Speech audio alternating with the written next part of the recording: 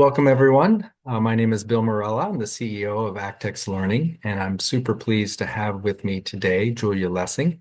Welcome, Julia. Hi, Bill. Julia is the author of an exciting new book that we have out from ACTEX Learning called Aspiring Actuarial Leaders, and we're really, really pleased. So, Julia, if you want to maybe uh, tell our viewers a little bit about yourself, and then I have some questions that I'd love to dive into. Sure. Thanks, Bill. What a pleasure to have this conversation with you today, and what an exciting journey it's been delivering my first book into the world with you and your team at ACTEX Learning.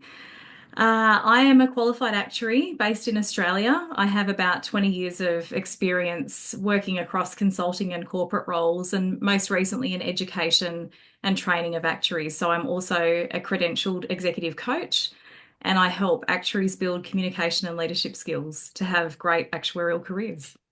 Fantastic. All right. So, what inspired you to write this book, Aspiring Actuarial Leaders? So, what inspired me to write this book? Well, during the pandemic, about 2021, I had an opportunity to develop a new leadership program for actuaries stepping into their first management roles. At the time, it was called Group Coaching for Actuaries, and then it evolved into what we now know as the Guardian Actuarial Leadership Program. And so that program's a small cohort based program. So it's a cross company program. Actuaries from different companies come together and work in a really small group over a 3-month period to build the foundation skills that they need to make that transition from individual contributor to team leader. And it's been such a wonderful program. I'm still running the program today. And because I'm an actuary, Bill, as well as a trainer, I gather data throughout each cohort and I measure the improvement that I see in actuaries throughout the program. I ask them about their skills at the start of the program, and then I ask them again at the end, and I compare the difference. And so some of my statistics that I can share with you are that confidence is a really important part of being a great leader. And when actuaries come into the program, on average, their confidence is 56%. But by the end of the program, on average, it's 80% or more. And Fantastic. so seeing that increase in confidence is it's so wonderful to be able to measure that and to quantify that. But I also measure their improvement in skills, managing people and team skills, managing projects. And again, it comes in at sort of that 50 to 60% skill level at the start, but closer to 80 or 90% towards the end. And so seeing that measurable difference is quite exciting. And so I really wanted to make the content of this program accessible to more actuaries, not just those who can come on my 3-month leadership program. And so that's when I thought, well, what if we turn it into a book and make it more accessible for actuaries around the world? It's clearly happening. You're in Australia. I'm in the United Yes. States. I was just in India talking to people about who already knew of the book. Really? Yes. Wow, that's exciting. Absolutely. Absolutely. So it is definitely happening. So, you're tracking them, right? But let's Yes. talk through that. Let's talk through that. So actuaries have this technical training. Mhm. What challenges are they overcoming or do they need to overcome to transition into leadership roles? Yeah, yeah. I think the biggest challenge, Bill, is that the role of a manager is so different from the role of an individual contributor actuary. When we're individual contributors, we're doing our technical work. That's what we've been trained to do. We train for a long time as actuaries to be able to do that. We pride ourselves in our technical work. And then we often get promoted to that manager role because we're good at what we do as an actuary. But actually, being a manager is so different from being an individual contributor because all of a sudden we need to delegate, we need to inspire, we need to manage workflow, we need to do some of the HR type activities that come with managing a team. We need to manage outside our team and upwards and all of those other kinds of things. We need to be able to manage projects with multiple people and timelines. But no one really teaches us how to do that because typically we've spent most of our careers focused on how to build the technical skills we need to be great actuaries. But then we get launched into this first management or leadership role And all of a sudden, we're required to do a whole bunch of things that no one's taught us how to do. So that's the biggest challenge, I think, is the mindset shift of how different those roles are, but also the skills gap in terms of being able to do those things well. Exactly. So, your view, I mean, and I would agree with this, right, is that you have to broaden your skill sets. Like that at Sure. ACTEX Learning, we're helping people pass exams, right? We might Yes. help them with some skill development, let's say spreadsheet skills and, developing, the audit capabilities in those or what have you. Um, Mm. so what is your view of actuarial education? Where does it need to go in order for more actuaries to make this step forward? Mm, mm. I mean, I think foundational actuarial education needs to be technically focused. There's a lot of technical skills that we need to build to be great actuaries, and there's no real way to bypass that. And I think that's probably why we get to this position and we haven't had enough room in our curriculum to build those non-technical skills that we need to be great leaders because our curriculum's been jam-packed with all the technical content, and that's necessary. We need that.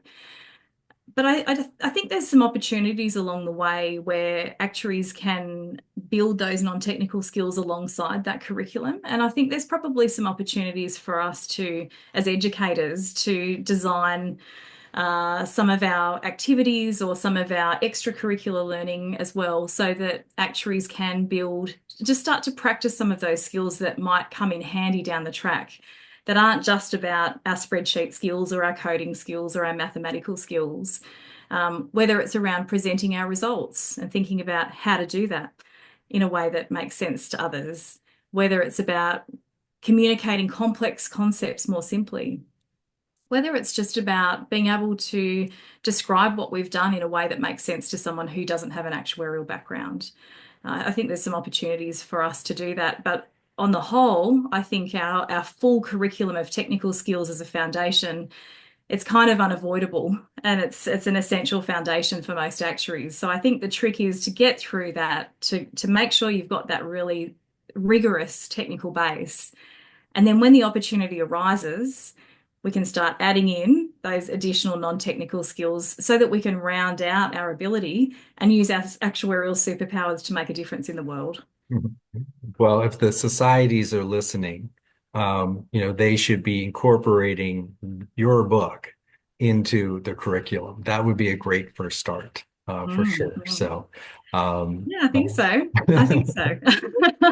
well, because it is, maybe not those first, 5, 6 exams, but after that, Mm, these skill sets are already, in demand, mm. from as students start to move into their first level, managerial positions for sure.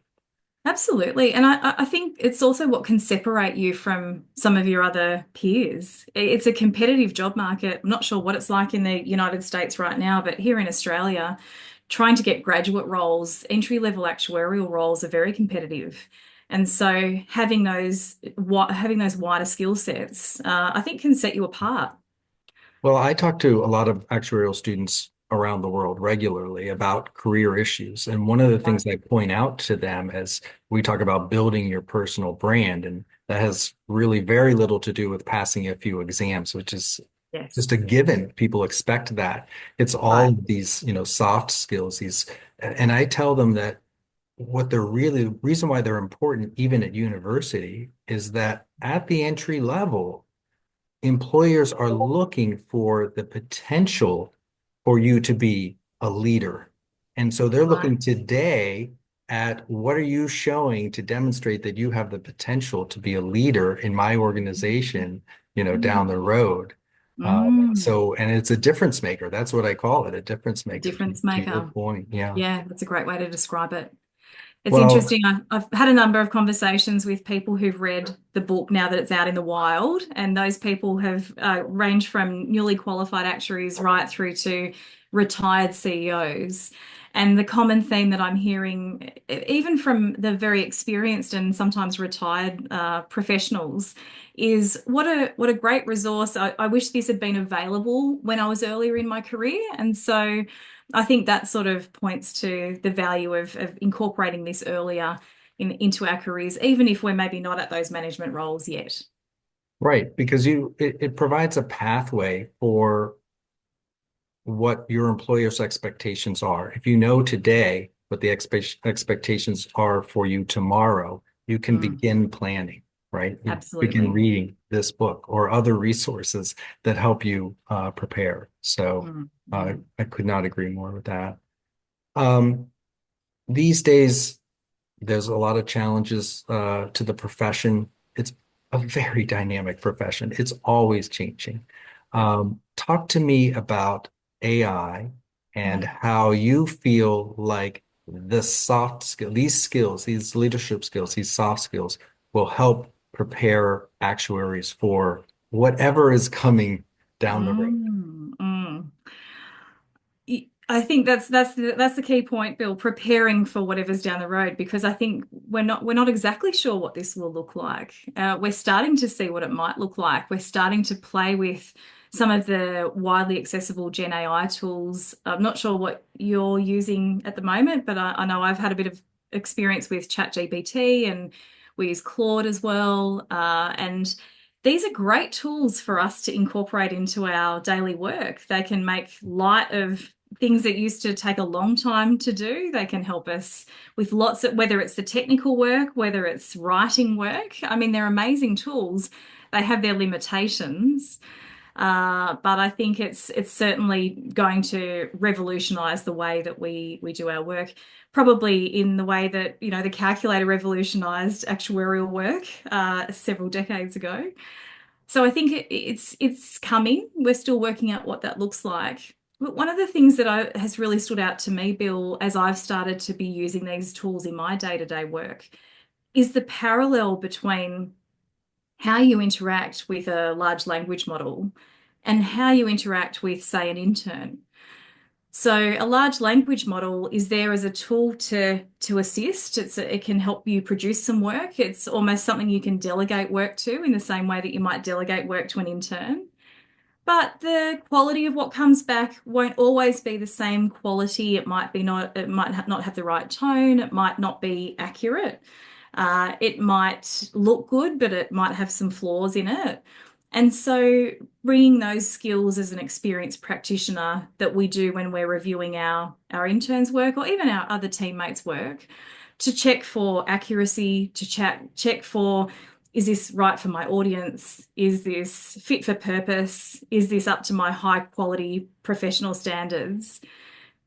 It's the same kind of process that we apply when we're delegating work that we need to apply when we're reviewing work that a Gen AI tool is assisting us with. Now, the Gen AI tool may be able to do it faster. It may be able to tap into a wider base of information, might be able to do it without having to pick up the kids from school or have a sick day, unlike our interns. But there's definitely parallels in terms of how we interact with those tools. And so I think if we can master effective delegation, effective review, being able to break down a task and explain it really clearly, provide the necessary context, and then provide the appropriate review. That process that we go through when we're delegating work to a team member is very analogous to how we might interact with a large language model. And so I think we worry that large language models and other Gen AI tools will take our jobs and just replace our work and do all these things. But really, I think if we can apply those leadership skills in the same way that we would lead people, I think that will serve us really well as we're utilizing these tools in our work. I think it's a perfect analogy. Having read the book, I see exactly how it fits. Exactly how it fits. And in fact, I'm thinking second edition already. Maybe we can use a large language model to help us with that process, Bill. There you go. There you go. Um, no, it exactly aligns with how how you were talking about managing and delegating other people's work and then reviewing it for, as you said, for the appropriateness for the audience, et cetera. It's exactly right. And so appreciate that answer very much. Um, turning it from AI to, human intelligence, maybe provide the listening audience with some examples of individuals, real world examples, if you can, Mm, of mm, individuals that have made this transition successfully, mm, into leadership roles. mm. So you've read the book, Bill. So you would have met Anne Actuary and Mark Manager. So we follow Anne and Mark's adventures and mistakes and challenges and learning throughout the book. And Anne and Mark are probably an amalgamation of my own experience and the experience of those who've been through my leadership program and those that I've worked with over the years as well. So those stories are all based in some sense of reality. And so, real world examples. I mean, we've had lots of actuaries go through this program, and so I've heard their stories. And so, without breaching any confidentiality, I'll give you two examples Okay. of graduates of the program who've worked through this content that's in the book. The book is the content that underpins the program. One is a young actuary who was very, very technically capable, an excellent practitioner, very intelligent, really great with up-to-date, cutting-edge technical techniques and coding and machine learning, really good at what he did. But nobody in his organization knew what the actuarial team did.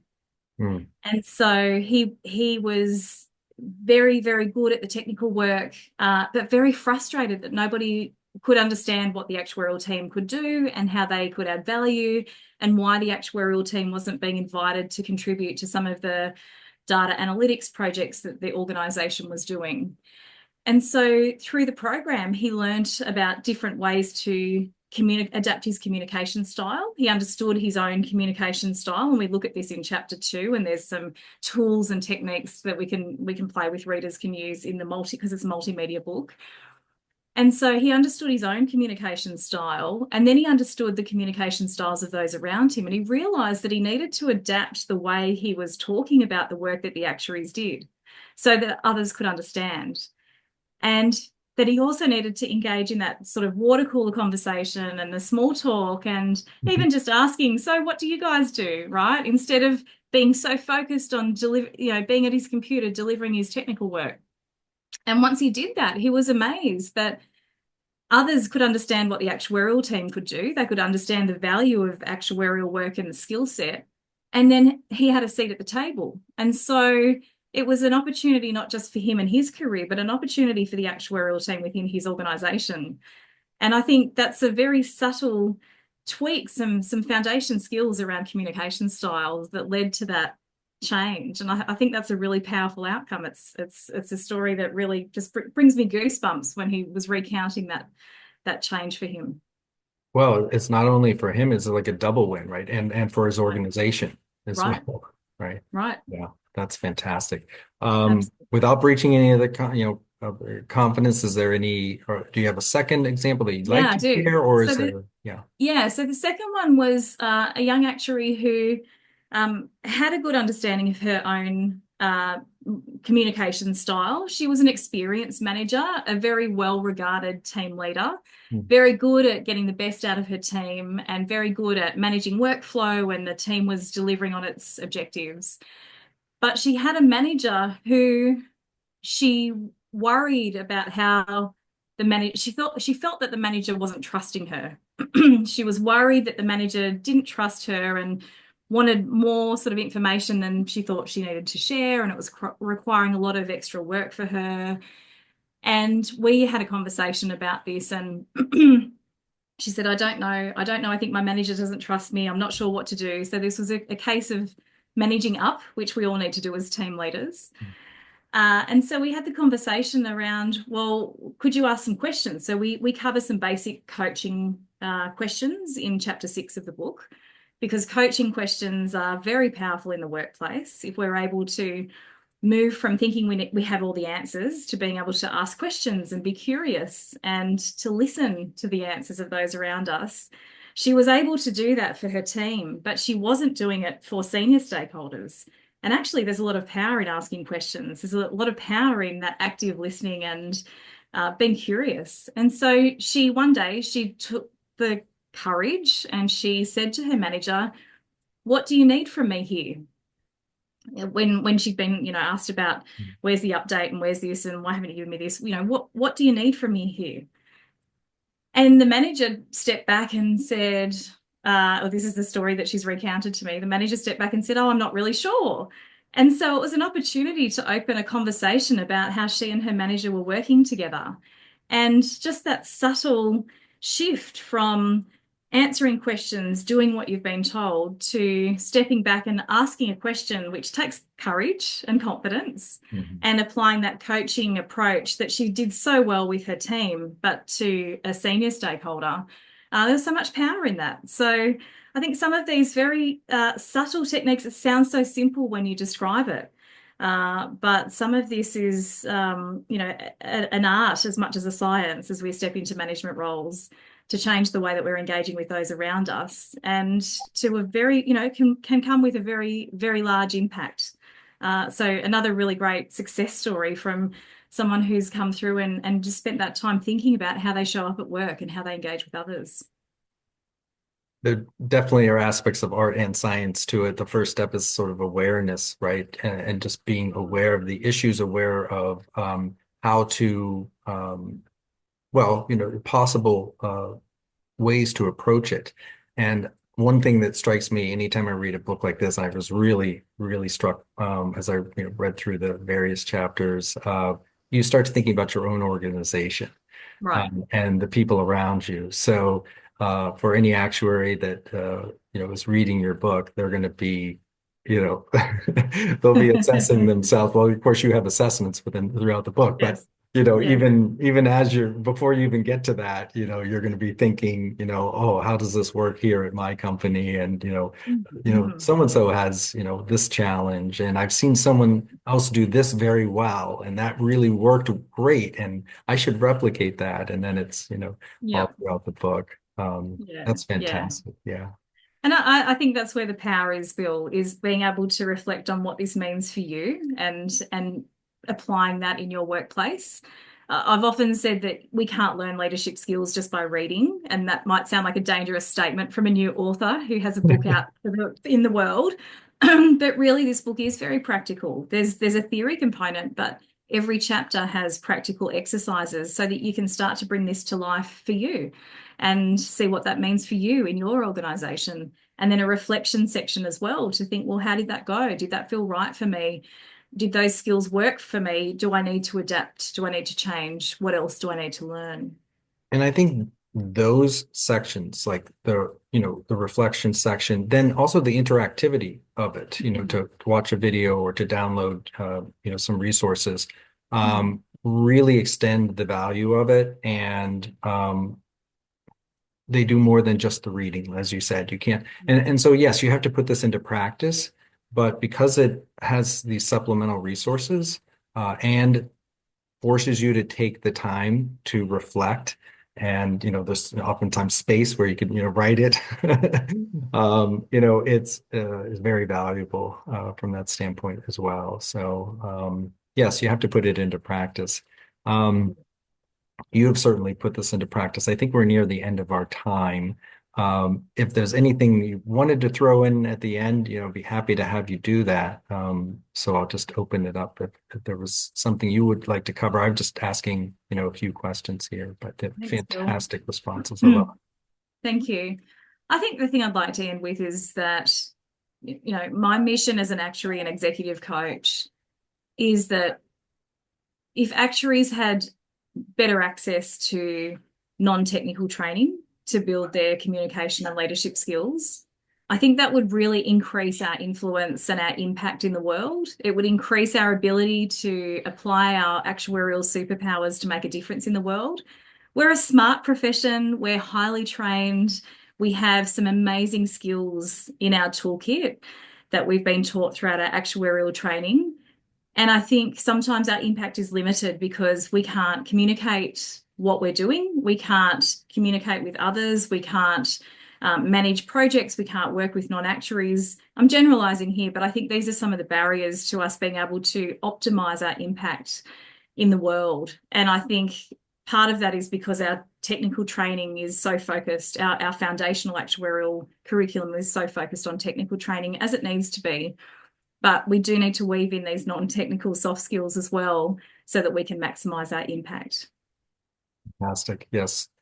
Well, I want to thank you for your time. Thank you for writing this book. Again, Aspiring Actuarial Leaders by Julia Lessing. So, Julia, thank you very much. We'll sign off here and look forward to the second edition. Thanks so much, Bill.